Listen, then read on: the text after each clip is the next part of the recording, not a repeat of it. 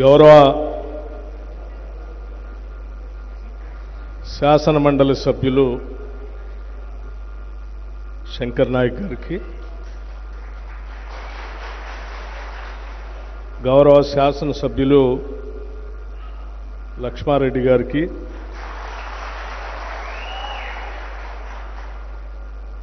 రాష్ట్ర ప్రభుత్వ special chief secretary Ramakrishna Rao గారికి, principal secretary energy and finance Sandeep Kumar Sultania గారికి, గౌరవ శాసనసభ్యులు రామ్దాస్ నాయక్ గారికి, ఈరోజు ప్రభుత్వం తరఫున ప్రభుత్వం ద్వారా మీ ఉద్యోగానికి సంబంధించిన నియామక పత్రాలు పొందుతున్నటువంటి లబ్ధిదారులందరికీ, వారి కుటుంబ సభ్యులకి, అట్లాగే ఈ రెండు శాఖలకు సంబంధించిన ఉన్నతాధికారులందరికీ, మీడియా మిత్రులందరికీ కూడా ముందుగా నా హృదయపూర్వకమైనటువంటి నమస్కారాలు. ఈరోజు చాలా సంవత్సరాల నుంచి యాదాద్రి పవర్ ప్రాజెక్ట్ కింద ఇళ్లు కోల్పోయినటువంటి వాళ్ళకి ఉద్యోగాల నియామక పత్రాలని అందించేటువంటి ఒక మంచి కార్యక్రమాన్ని ఏర్పాటు చేసుకొని ఈరోజు మనందరం ఎక్కడ సమావేశం అయ్యాం. ప్రాజెక్టులో ఇళ్లు కోల్పోయినటువంటి వాళ్ళందరికీ ఉద్యోగాలు ఇస్తామని గతంలో చాలా సంవత్సరాల క్రితం చెప్పినప్పటికీ ఇంతవరకు ఉద్యోగాలు రాక, సరే మొదలుపెట్టినప్పుడు ఉన్నటువంటి వయసు ఈరోజు వయసు దాటిపోయి పెరిగిపోయి చాలా సంవత్సరాలు అయిందని మీ లక్ష్మారెడ్డి గారు ఇప్పుడే మాట్లాడేటప్పుడు చెప్పారు. మన ప్రభుత్వం ప్రజాప్రభుత్వం వచ్చిన తర్వాత, కాంగ్రెస్ ప్రభుత్వం వచ్చిన తర్వాత వెంటనే ఈ యాదాద్రి పవర్ ప్రాజెక్టు సంబంధించి పనులు ఆగిపోయి ఉంటే దానికి సంబంధించిన ఎన్విరాన్మెంటల్ క్లియరెన్స్ కోసం సమావేశాలు అక్కడ ఏర్పాటు చేసి ప్రజాభిప్రాయ సేకరణ చేసి వెంటనే పనులు మొదలుపెట్టినటువంటి పనులు కూడా వారానికి ఒకసారి, 15 రోజులకు ఒకసారి, నెలకు ఒకసారి రివ్యూ చేసుకుంటూ యూనిట్ 2 నుంచి ప్రొడక్షన్లో తీసుకొని వచ్చి ఈరోజు రాష్ట్ర ప్రజలకి యాదాద్రి పవర్ ప్రాజెక్టు అంకితం చేసినటువంటి కార్యక్రమం గౌరవ ముఖ్యమంత్రి రేవంత్ రెడ్డి గారి నాయకత్వంలో మీ అందరి సమక్షంలో అక్కడికి వచ్చి చేయటం కూడా జరిగింది. సరే, ఆనాడే ముఖ్యమంత్రి గారు నేను ఆలోచన చేశాం, ఇక్కడ భూములు కోల్పోయినటువంటి వాళ్ళకి, ఇల్లు కోల్పోయినటువంటి వాళ్ళకి మనం తప్పనిసరిగా వాళ్ళకి ఉద్యోగ అవకాశాలు దీంట్లో కల్పించాలని గౌరవ ముఖ్యమంత్రి రేవంత్ రెడ్డి గారు ఆ రోజే స్పష్టంగా చెప్పడం కూడా జరిగింది. ఆ రోజు నుంచి ఈనాటి వరకు మీకు సంబంధించిన పూర్తి సమగ్రమైనటువంటి సమాచారం తెప్పించి ఆ సమాచారం ద్వారా మీకు ఎలిజిబిలిటీ ఉన్నటువంటి 112 మందికి ఈరోజు అర్హత ఉన్నటువంటి వాళ్ళందరికీ కూడా నియామక పత్రాలు అందిస్తూ ఉన్నాం. మీతో పాటు ఆర్థిక శాఖకు సంబంధించినటువంటి వర్క్స్ అండ్ అకౌంట్స్ డిపార్ట్మెంట్కి సంబంధించినటువంటి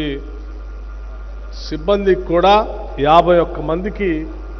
ఈరోజు నియామక పత్రాలు అందిస్తూ ఉన్నాం. వారు వీరిద్దరు కూడా సరే ఈరోజు తెలంగాణ ప్రభుత్వంలో ప్రభుత్వ ఉద్యోగస్తులుగా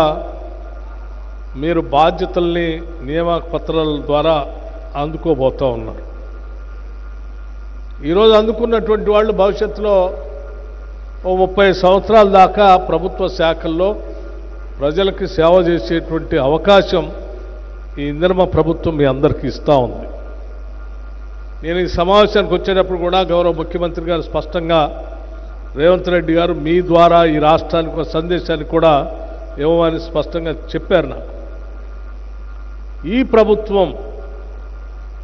ఈ రాష్ట్రంలో ఉన్నటువంటి నిరుద్యోగ యువతీ యువకుల కోసం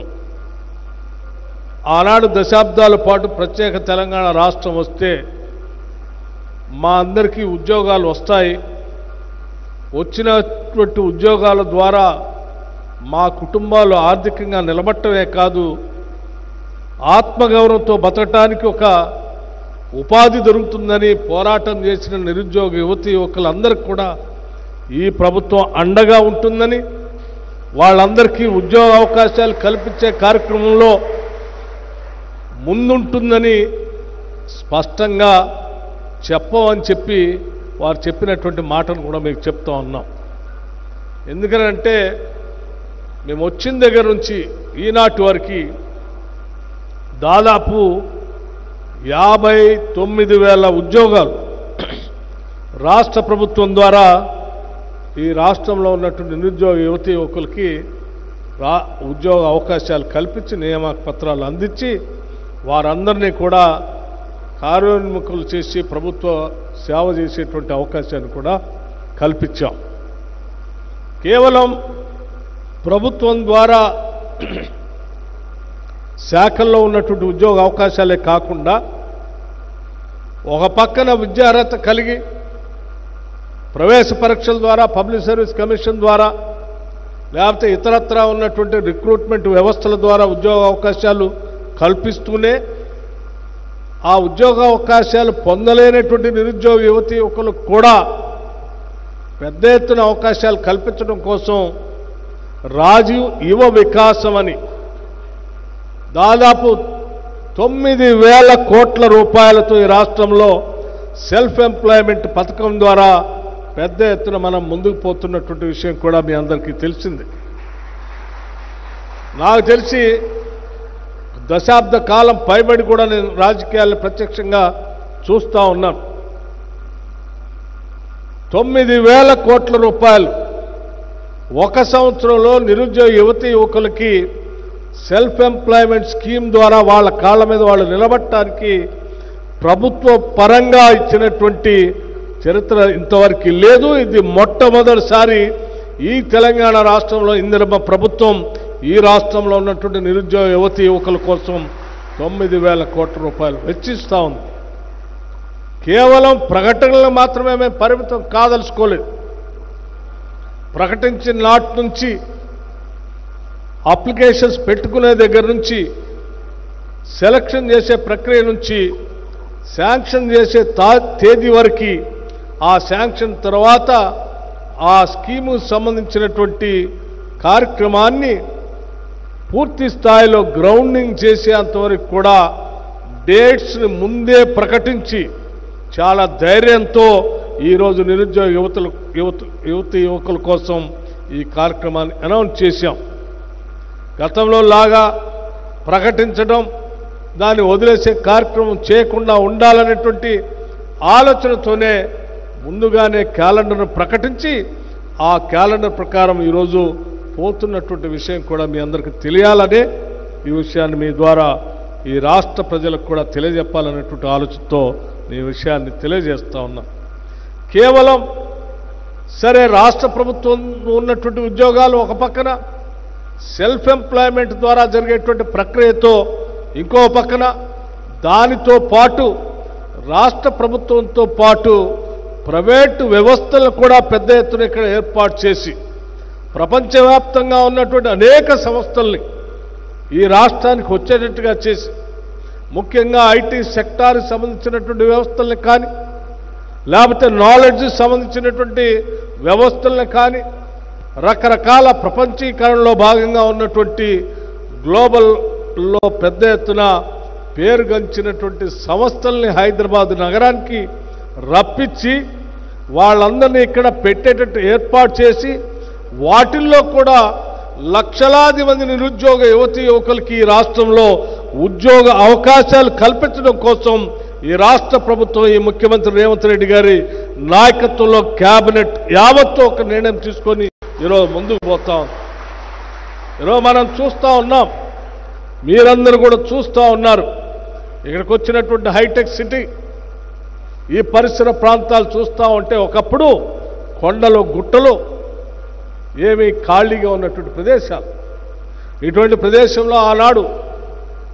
నేదురుమల్లి జనార్దన్ రెడ్డి గారు కాంగ్రెస్ ముఖ్యమంత్రిగా ఉన్నప్పుడు ఈ హైటెక్ సిటీకి పునాదులు వేస్తే రాజీవ్ గాంధీ గారి సూచన మేరకు ఆ తర్వాత వచ్చినటువంటి ముఖ్యమంత్రులంతా కూడా దీన్ని పెంచటం వల్ల హైటెక్ సిటీ ఫేజ్ 1, ఫేజ్ 2, అట్లాగే ఫైనాన్షియల్ సిటీ, ఆ తర్వాత నాలెడ్జ్ సిటీ, ఇవన్నీ రావటం వల్ల ప్రపంచ పేరు ప్రఖ్యాతులు గాంచినటువంటి సంస్థలన్నీ ఇక్కడికి వచ్చి వారి వారి కార్యాలయాలు, వారి వారి ఉత్పత్తులు ఇక్కడ మొదలుపెట్టడం వల్ల కొన్ని లక్షల మందికి ఇక్కడ ఉద్యోగ అవకాశాలు ఈరోజు అనేక గ్రామీణ ప్రాంతాల్లో చదువుకుంటున్నటువంటి ఇంజనీరింగ్ కాలేజీలు చదువుకుంటున్నటువంటి వాళ్ళు కానీ, యూనివర్సిటీలో చదువుకున్నటువంటి వాళ్ళు కానీ ఈరోజు హైదరాబాద్ నగరానికి వచ్చి ఉద్యోగ అవకాశాలు ఎత్తుకొని ఉద్యోగాలు పొంది ఈరోజు జీవన భృతి పొందుతూ ఉన్నారు. ఇదే స్థాయిలో భవిష్యత్తులో కూడా హైదరాబాద్ నగరాన్ని విస్తరించాలని, ఎలా విస్తరించి ప్రపంచ పేరు ప్రఖ్యాతులు గాంచినటువంటి సంస్థలను ఇక్కడ తీసుకొని రావాలని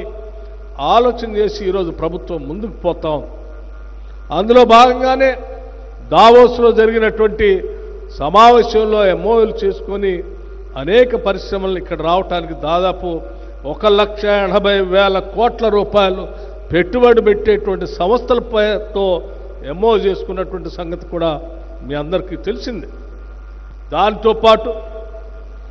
ఫ్యూచర్ సిటీ నిర్మాణం, ఆ ఫ్యూచర్ సిటీ నిర్మాణంలో స్కిల్ యూనివర్సిటీ పెట్టుకోవటం, తద్వారా అక్కడ మిగతా వ్యవస్థలని సంస్థలకు కూడా వచ్చేటట్టుగా చూసుకొని ఆ అందరికీ అవకాశాలు చేసే కార్యక్రమం. అట్లాగే హైదరాబాద్ నగరాన్ని పెద్ద ఎత్తున విస్తరింపజేస్తూ ఇక్కడ కావాల్సినటువంటి మౌలిక వసతులన్నింటినీ ఏర్పాటు చేస్తే ఇంకా సంస్థలు వస్తాయనేటువంటి ఆలోచనతో